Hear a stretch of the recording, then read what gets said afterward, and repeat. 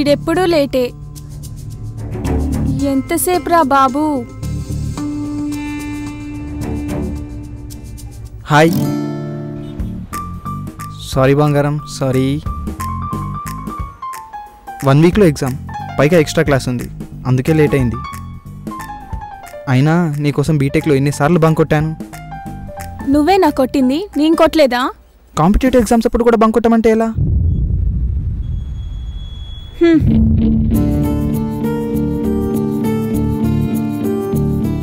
Gauri, I love you.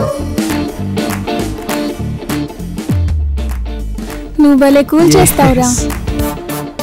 నాకు తెలుసు మీ అమ్మాయిలు అందుకే పడిపోతారని. ఎగ్జామ్ ఎప్పుడు? 38. ఇంకేంటి సంగతులు?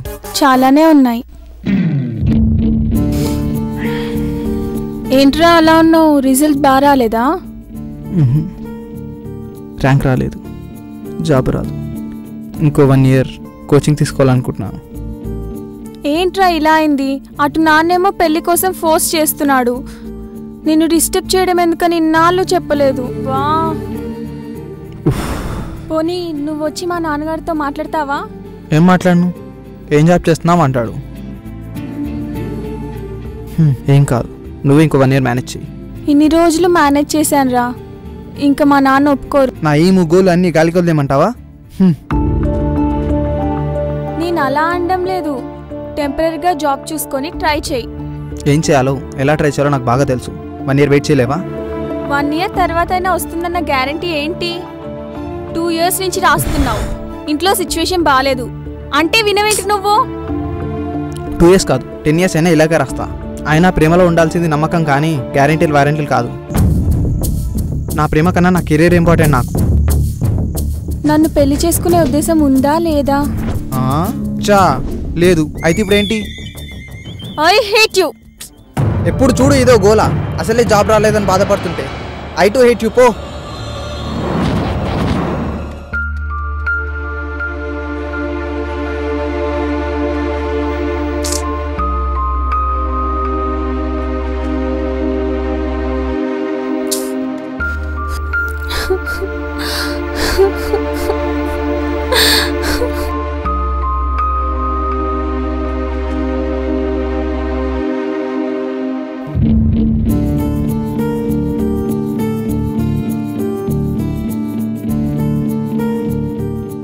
అమ్మా గౌరీ, పేపర్ తీసుకురా.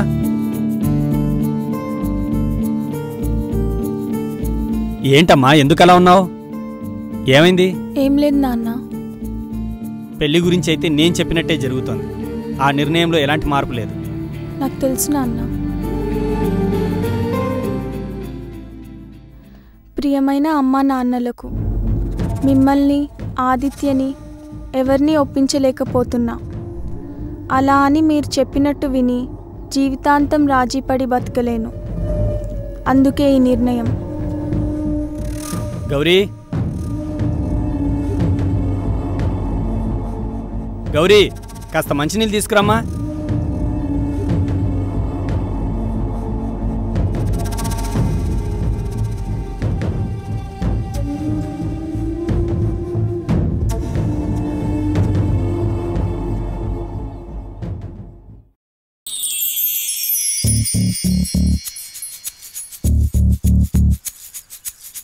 హాయ్, నా పేరు చందు. మాది గుంటూరు జిల్లా, మారుమూల పల్లెటూరు. నాన్న రైతు, స్తోమత లేకపోయినా బాగా చదివించాడు. నేను డిగ్రీ ఫైనల్ ఇయర్లో ఉండగా రజితను తొలిసారిగా చూశాను. హాయ్. హాయ్. ఇప్పుడైనా రావడం? ఇప్పుడే. ఎక్కడి నుండి? తను మా జూనియర్. మా పరిచయం, ప్రేమ వెంటనే జరిగిపోయాయి. 1 ఇయర్ ఎలా గడిచిందో తెలియలేదు. తర్వాత చిన్నగా వెయిట్ చేయడం మొదలుపెట్టింది. ఓ రోజు, చందు, మనం బ్రేకప్ అయిపోదాం. మనం ఇంత సిన్సియర్గా లవ్ చేసుకున్నాక ఇప్పుడు బ్రేకప్ ఏంటి?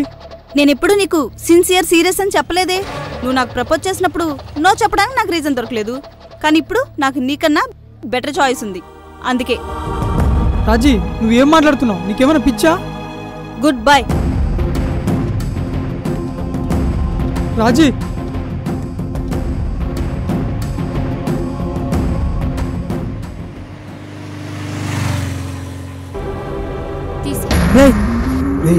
అమ్మాయిని చూడరా చూడరా అమ్మాయి అమ్మాయి ఏంట్రా ఎలా చేస్తుంది? ఇప్పటి వరకు నేను నీకోసమే వెయిట్ చేస్తున్నా. అవునా? వచ్చేసావు బాబు. ఏం చేస్తున్నావు అర్థమవుతుందా నీకు? అర్థం చేసుకోవడానికి ఏముంది? నేను అజయ్ లవ్ చేసుకుంటున్నావు. వాడు కాలేజీలో ఎంతమంది అమ్మాయిలతో తిరిగాడో తెలుసా నీకు? వాడు ఎంత ఎదవో తెలుసా నీకు? వదులు నువ్వు. నాకు అన్నీ తెలుసు. మమ్మల్ని డిస్టర్బ్ చేయమాక. Mind it. పద. రే చందు వద్దురా, రారా వద్దురా, రారా రా. రే చందు, ఈ రోజుల్లో అమ్మాయిలు అబ్బాయిలని టీవీ ఛానల్ మార్చినంత ఈజీగా మార్చేస్తున్నారా? సిన్సియర్ సీరియస్గా అంటే ఇలాగే ఉంటుంది. రే మీ సోదాపండ్రా.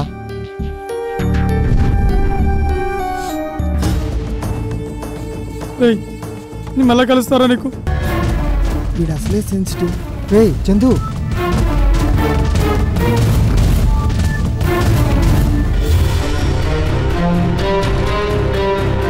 రే చందు వద్దురా. రే ఆగరా చందు, ప్లీజ్ రా. వద్దు దిగరా. రే చందు దిగరా. వదలరా, నీ చావాలరా. వదలరా, నీ చావాలరా. దిగరా. అరే వద్దురా, చావాలరా. నా మాటేనరా. దిగరా చందు. నువ్వు మాటిస్తానని చెప్పు. అమ్మాయిని చంపడానికి దిగురా. నేను దిగుతారా? సరేరా, అలాగేరా. నువ్వు రారా, దిగరా. ఏంద్రా ఇది? ఎందుకురా మనకి ఇవన్నీ?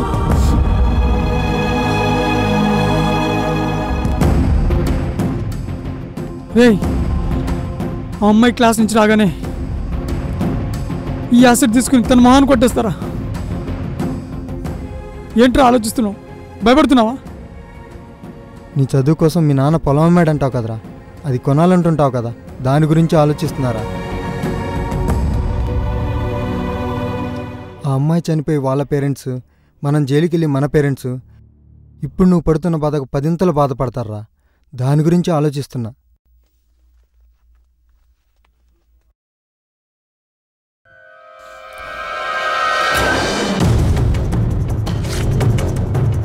ఏయ్, నువ్వు చేసిన గాయానికి బాధ భరించలేక చనిపోవాలనుకున్నా, లేదా నిన్ను చంపాలనుకున్నా.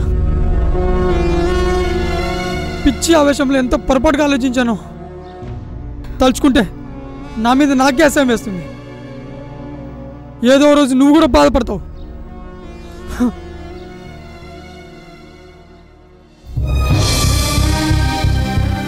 నాకు తెలుసురా నువ్వు అలా చేయవని. కోపంతో నేను నీ కళ్ళల్లో కన్నీళ్లు చూశాను. అప్పుడే అర్థమైంది నువ్వు రియలైజ్ అయ్యావని. అందుకే నేను ఆపలేదురా. ఆ ఫెయిల్యూర్ దాటుకుని ముందుకొస్తే ఇప్పుడు ఐబిఎంలో ఒక పెద్ద జాబ్. నాన్న నా చదువు కోసం అమ్మిన పొలాన్ని తిరిగి కొన్నాను. ఆ క్షణాన నాన్న కళ్ళలో చూసిన ఆనందం నాకు ఇంకా గుర్తుంది. ఫ్రెండ్స్, ఒక్క ప్రేమను కోల్పోయామని ఇంతమంది ప్రేమను కోల్పోవడం కరెక్టా? ఫ్రెండ్స్, ఫ్యామిలీ మెంబర్స్తో ఆనందమైన జీవితాన్ని గడుపుతుంది. అవును, సూసైడ్ చేసుకోవడం తప్పే. నేను పొరపాటుగా ఆలోచిస్తున్నా.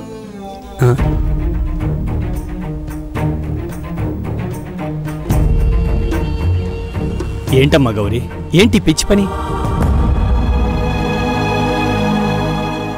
ఇంకెప్పుడు ఇలా ఆలోచించకు. నీ ఇష్టం వచ్చినట్టే చేద్దాం. Sorry daddy. వెళ్ళి చూడమ్మా.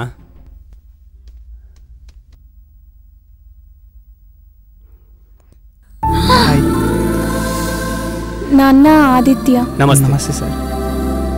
నాకు జాబ్ వచ్చింది. ఓసారి మీ పేరెంట్స్ని పిలిపించి బాబు, మాట్లాడదాం. ఒప్పేసుకున్నారా? ఒప్పేసుకున్నారు.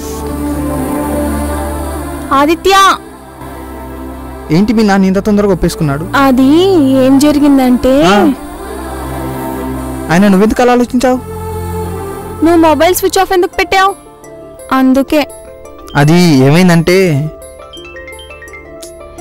హలో,